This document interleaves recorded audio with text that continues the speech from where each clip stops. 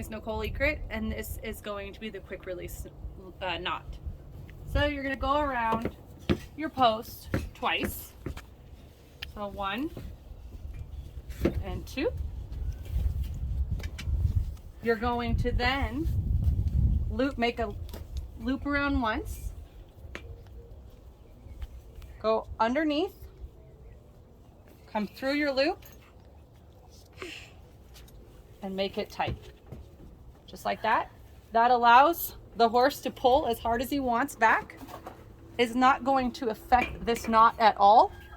So that if he is in a situation where he is leaning back and he needs to come off, I can then grab mine, pull it through, and get it off fast and safe. Because in other situations where if it was not tied that way, what would happen is when they are pulling back, it makes that knot even tighter. And if there is a dangerous situation, we would not be able to get them undone. So that quick release does not affect the actual knot. Thank you so much.